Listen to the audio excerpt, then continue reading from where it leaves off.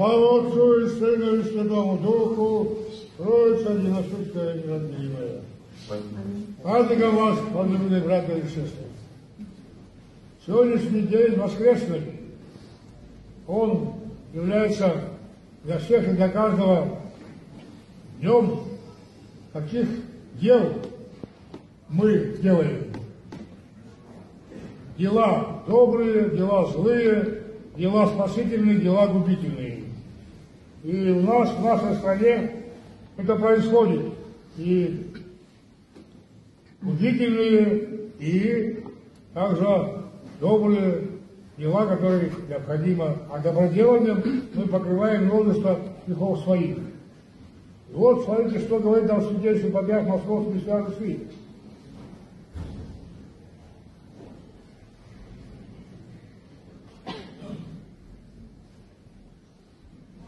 Апостол Павел: благодатью вы спасены, но благодать Господа нашего Иисуса Христа над всеми нами, делающая то дело, которое ведет нас к спасению и к жизни вечной. И здесь четко и ясно святейший говорит: не для того, чтобы там на доске почета были наши лица, а чтобы действительно наш лик был запечатлен в Царстве Небесном. Небо, чтобы видело нас. Вот это добрые дела, не для каких-то вот показных таких систем, а именно для Бога. Вот многие, вот, да, я вот там в церкви сделал то-то, то-то, там пол как бы подметал или там мыл. Это недостаточно для того, чтобы удостоиться Царства Небесного. Полностью дела должны быть. И вот здесь очень четко говорит: в ответ человек получает спасительную благодать. Получаем ли мы спасительную благодать вот в этой ситуации нашей? Можно смело об этом говорить. Вот все священники, которые находятся на этой территории, отец, поднимись сюда, поднимись. Вот все священники, которые находятся на территории Абхазии, это многострадальная абхазская земля, многострадальная абхазская церковь. И сегодня в этой ситуации, и слава Богу, что эти батюшки, они все рукоположены в Московском патриархате, кроме меня. Была такая ситуация, вся Абхазия была ситуацией грузинской. Поэтому сегодня мы имеем полное право об этом говорить. Никто никого отсюда не выгонял. Вот с этого кафедрального собора я был служащим этого собора. Отсюда еще война не закончилась, но грузинские архиереи вместе с грузинскими священниками они покинули нашу территорию абхазскую. Эта территория была не ихняя, и они это засвидетельствовали своим бегством. Не мог никто этого сделать. Ни архиерей, и никто не может оставить. Знаете, как они утверждают, что вот, мол, православные христиане уехали с ним, а остались мусульмане. Вы мусульмане, да, или знаете? Или вы, батюшки, где проповедуете? Где вы видите мечети, где вы видите все это? Все это ложь. Ложь нужно опровергать добрыми делами. Не тем злым, ложным делам, которые были в адрес нас. И это происходит 300 с лишним лет. 32 года, 33 год. Но это не означает, что мы не получаем благодать. Когда такое случилось, я когда пришел сюда, в этот собор, здесь не было антимиса, служить невозможно было. Я возвращаюсь в Рыхник к отцу Петру. Ну, отец Петр, мой духовник, мой, тот, которого я стал священником. Я говорю: батюшка, такая, как нам быть? Он и говорит: а здесь не у кого спросить, они же все покинули. Давай спросим у соседнего патриарха Московского. И вот то, что я и сделал. Мы выехали в Москву, святейший патриарх нас встретил, объяснили бы ситуацию, и святейший с того момента стал нашим архиереем. И он есть наш архиерей, почивший и действующий сегодня Кирилл. Мы поминаем кого на Владимир Васильевич? Кого вы поминаете? Святейшего патриарха и... Ну, какая может быть здесь другая территория? Это территория Абхазской православной церкви, Московского союзного такого характера духовного. Здесь никакого грузинского управления нет и быть не может. Если бы они остались бы здесь, и какие-то абхазцы пришли бы, или какие-то другие пришли бы, начали бы гнать, это совершенно неправильно по отношению к православному священному правилу. Этого не было, слава Богу, и поэтому сегодня мы имеем полное право говорить и утверждать. Почему я вас всех собрал здесь? Потому что 30 с лишним лет мы говорим об этом, что это должно исправиться, должно быть в чистоте православной веры, чтобы было спасительно, а не губительно. Но, к великому сожалению, в новом Афоне у нас происходит то величайшее, которое еще такую беду Абхазии еще никто не наносил. Ни Османская порта, никто этого не делал. Но здесь они извержены тем, кто их обучал, тем, кто их рукополагал. Это Московский патриархат. И сегодня Московский патриархат сделал указ.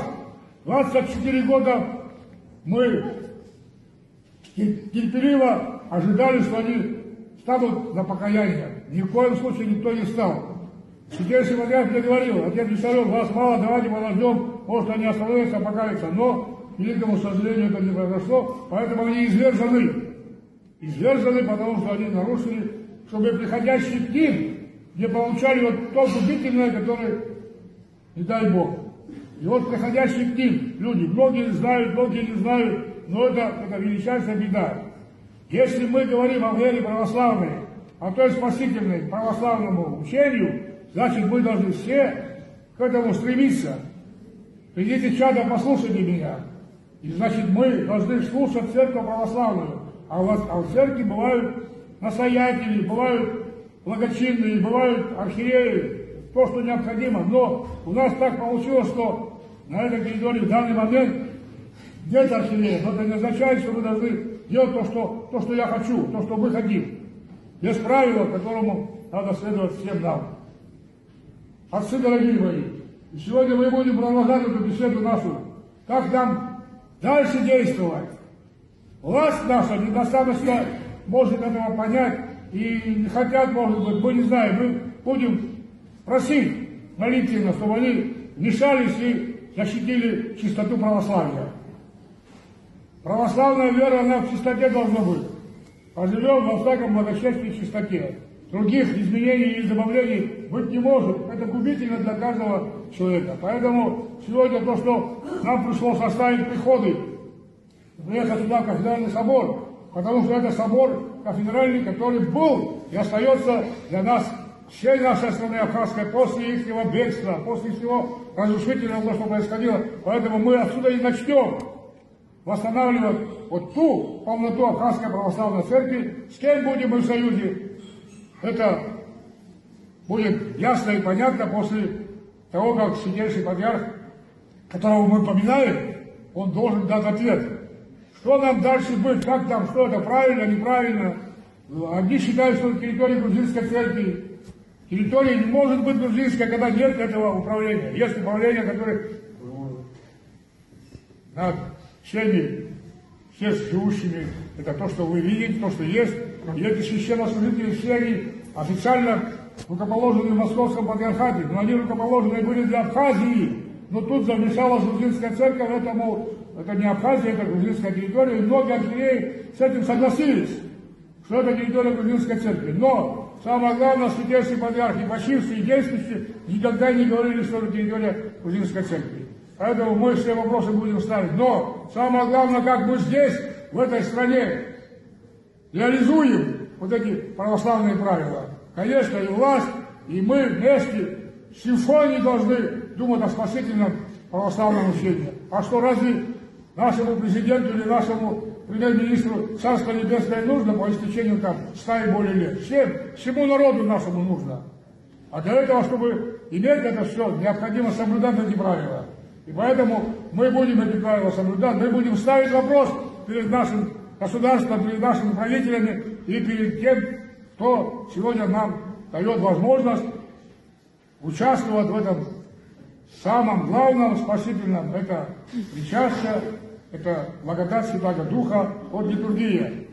Совместная молитва наша, дает нам возможность.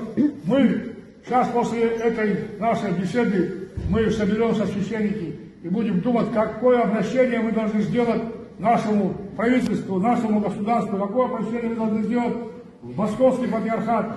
Как нам быть? Вот я хочу у вас спросить, это территория грузинской церкви или территория абхазской церкви? Ну ответьте. Ну а как-то кто-то считает, что это территория грузинской церкви. Те, кто считает, что это территория грузинской церкви, я отвечаю так. Территория грузинской церкви находится там, за пределами нашей границы. Пускай туда едут, и там пускай распространяют эту веру православную. Но не на этой территории. На этой территории у нас архиерей, это московский патриарх Кирилл, он сам это утверждает. Я абхазский архиерей.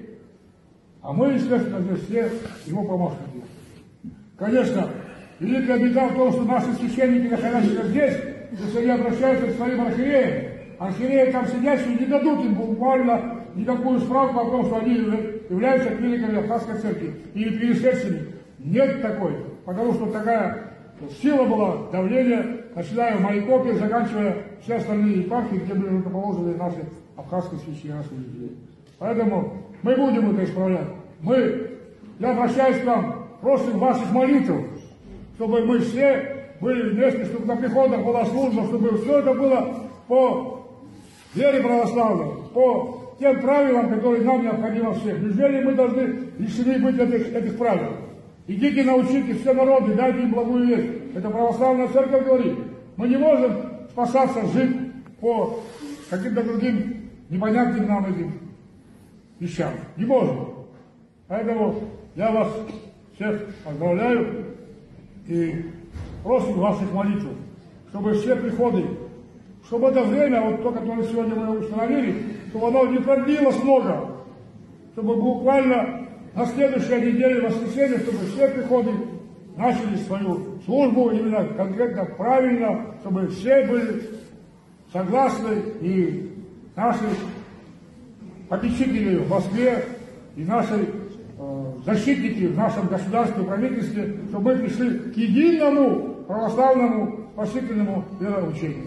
Мир вам всем, дорогие братья. Еще раз во всех терпение, еще раз терпение.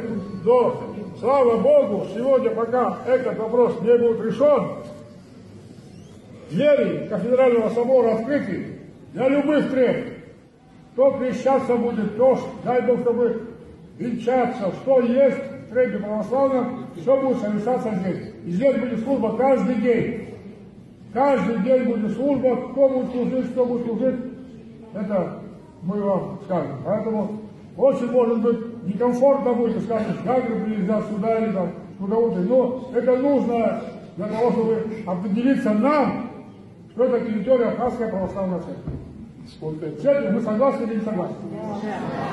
Ну, слава Богу. Мир вам всем. До следующего встречи, чтобы следующее воскресенье мы уже встречали друг друга на своих приходах. Спасибо, большое вам ваше терпение, ваша любовь ко всему православному нашему народу.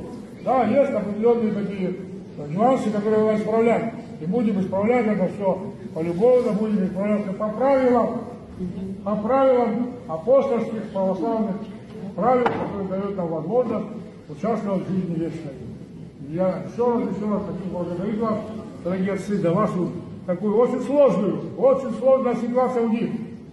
Я почему говорю у них? Я остался от этого бегства ихнего. Я был здесь служащим этого собора. И я даже потом в конце вспомнил, я был благочинным еще тогда, когда грузинская власть была. Значит, власть находится сегодня, но эти люди, пришедшие помогать нам. Но говорят, нет, это территория грузинской церкви. Конечно, мы поставим вопрос перед теми архиереями, которые это утверждают. Это утверждение ложное, это утверждение неправильное.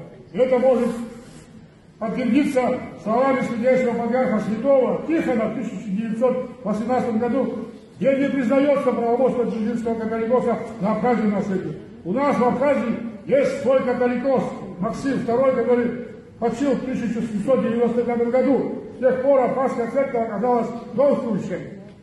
И сестра грузинская, разве не может не признать свою сестру абхазскую? Если абхазская матерь, она может даже, есть не матерь, а может быть даже и выше. И поэтому то, что мы имеем корни родственные с грузинами, с армянами, с русскими, это является все абхазская династия, которая является Иван Грозный женат на княгине Темрюк, это кабардинка.